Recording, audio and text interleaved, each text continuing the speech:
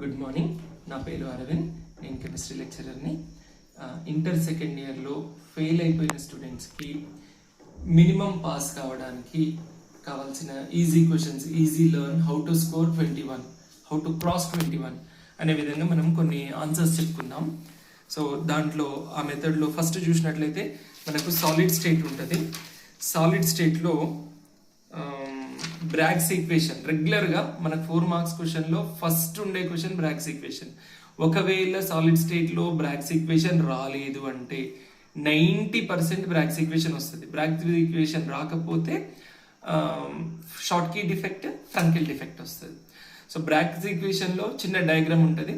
ఆ రే డయాగ్రామ్ని వేసుకొని pencil scale use చేసి రే డయాగ్రామ్ వేసుకొని ఆ రే డయాగ్రామ్ని కంపేర్ చేసుకుంటూ చదవండి, ఆన్సర్ ఈజీగా నేర్చేసుకోవచ్చు. సో ఎప్పుడైనా డయాగ్రామ్ ఒక క్వశ్చన్లో ఉంది అంటే డయాగ్రామ్కి ఒక 2 మార్క్స్ వస్తుంది, 1 మార్క్ వస్తుంది. సో డయాగ్రామ్ లేదు, మనం వేయలేదు అంటే ఆన్సర్ పర్ఫెక్ట్గా ఉన్న ఆ డయాగ్రామ్కి సంబంధించిన 1 మార్క్ కట్ అవుతుంది. So Bragg's equation, Frenkel and Schottky defect రెండిట్లో ఒక క్వశ్చన్ వచ్చే ఛాన్స్ ఉంది కాబట్టి ఆ రెండు నేర్చుకున్నట్టు ఒక 4 మార్క్స్ మీకు చేతిలో ఉన్నట్టే.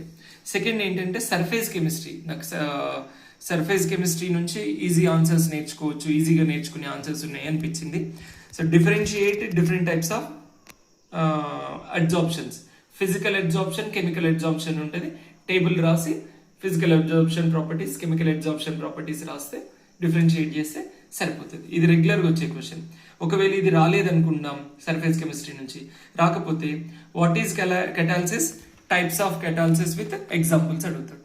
ఓకే, సో కెటాలిసిస్ డెఫినేషన్ రాసి డిఫరెంట్ టైప్స్ ఆఫ్ కెటాలిసిస్ రాసి ఒక్కొక్క దానికి ఒక్కొక్క ఎగ్జాంపుల్ ఇవ్వండి. అండ్ నెక్స్ట్ ఏంటి, ఎమల్షన్స్ క్లాసిఫికేషన్.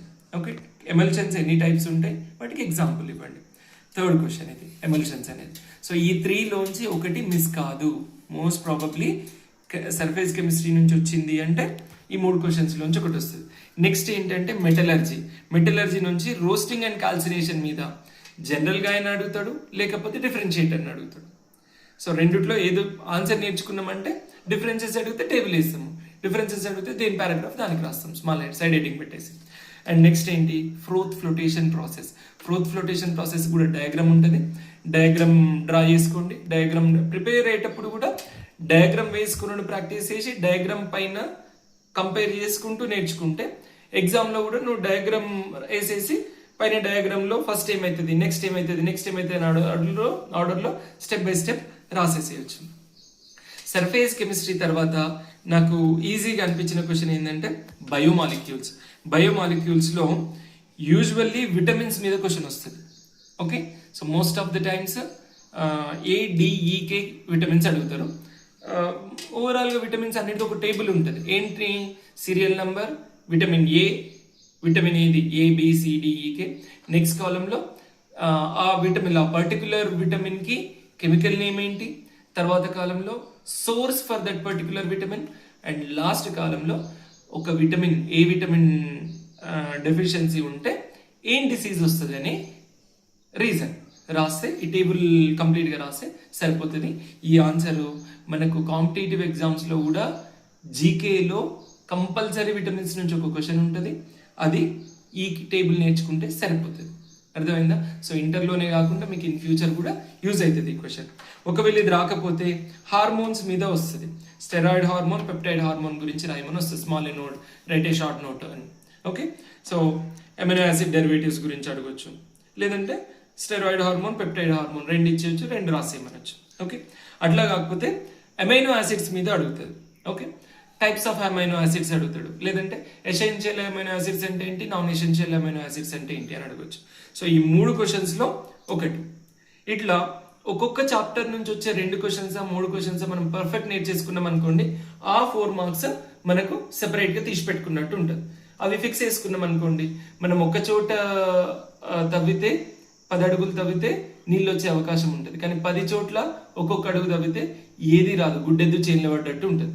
కాబట్టి మనం అక్కడోటి నేర్చుకున్నాం అనుకోండి, ఆ క్వశ్చన్ ఎగ్జామ్లో రావడం రాకపోవడం అనేది luck based.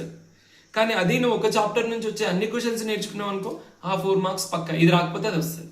Okay, so biomolecules తర్వాత నాకు ఇంకొకటి ఏమనిపించిందంటే gun shot question SN1 SN2 mechanism.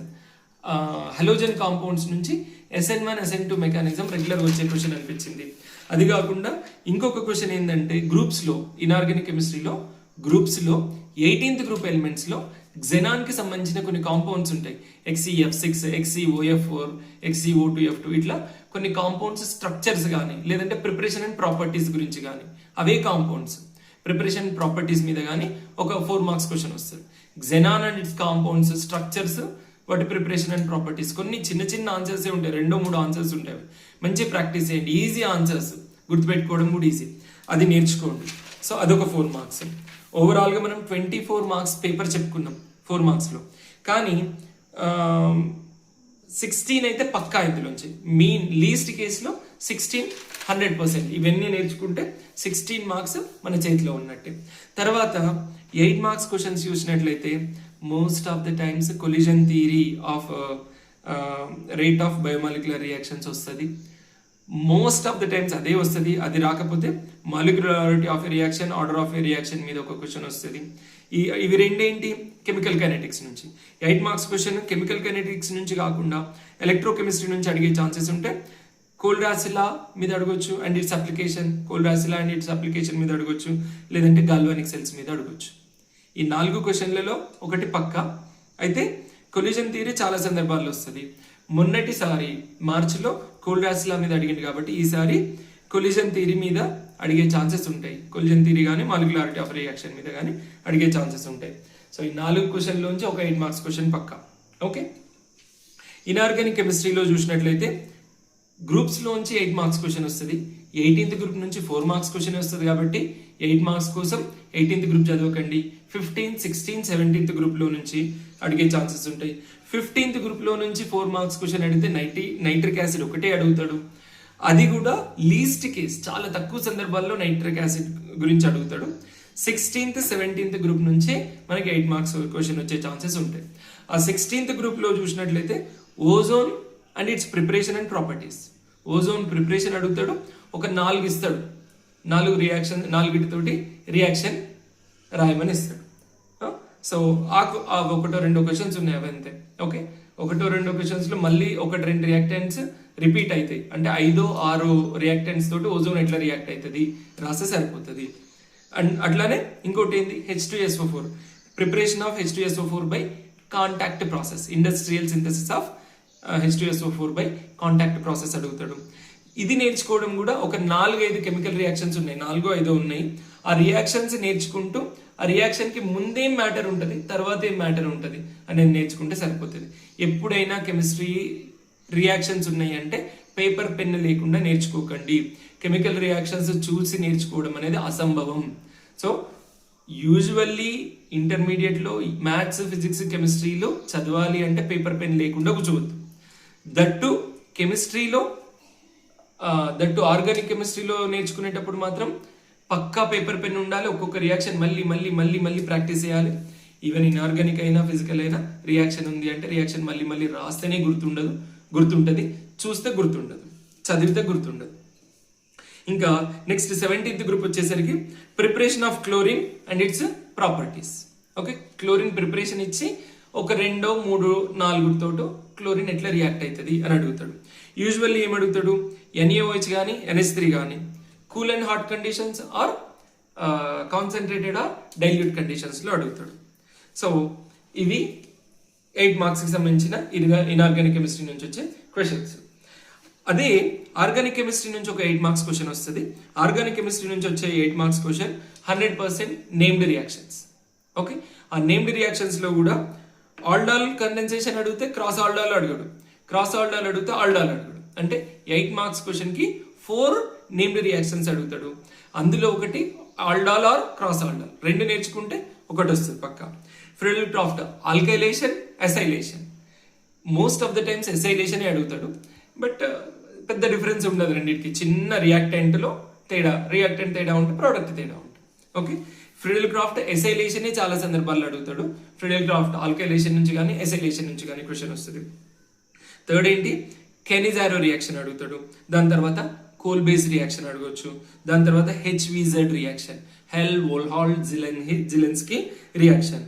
తర్వాత ఏంది, సైనోహైడ్రిన్ రియాక్షన్. ఇట్లా నేమ్డ్ రియాక్షన్స్ అన్నీ నేర్చుకుంటే ఒక 8-10 ఉండొచ్చు నాకు తెలిసినంత వరకు.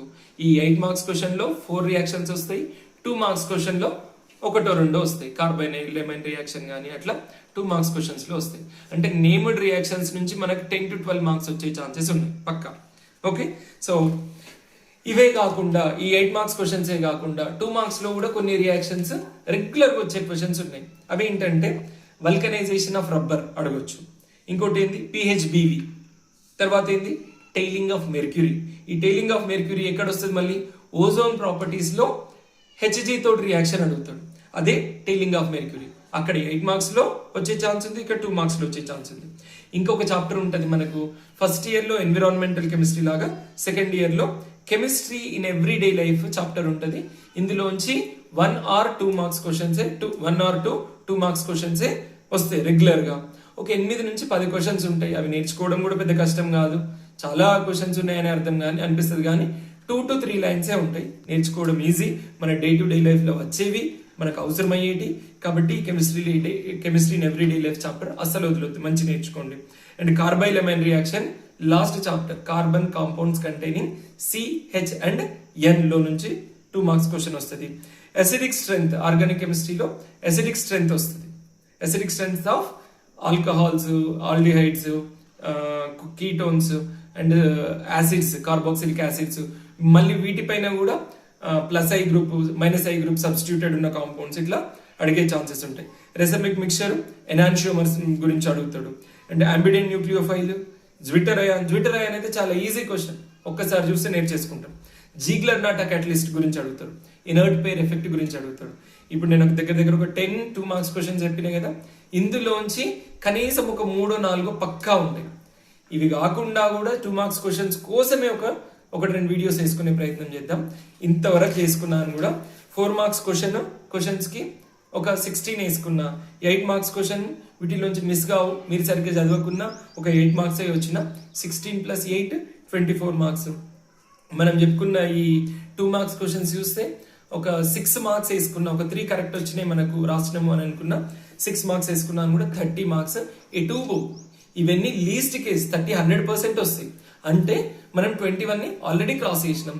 లీస్ట్ కేసులో కూడా సేఫ్ జోన్లో ఉంటాం. ఎగ్జామ్ రాసి మీరు ప్రశాంతంగా ఉండొచ్చు. మళ్ళీ ఎగ్జామ్ రాసినాక 21 వస్తాయో రావు, పాస్ చేస్తారో లేదో అనే టెన్షన్ ఉండదు. అండ్ ఇంకొక పాయింట్ గుర్తుపెట్టుకోండి, క్వశ్చన్ పేపర్లో మ్యాక్సిమం అటెంప్ట్ చేసే ప్రయత్నం ఎప్పుడైనా చేయాలి.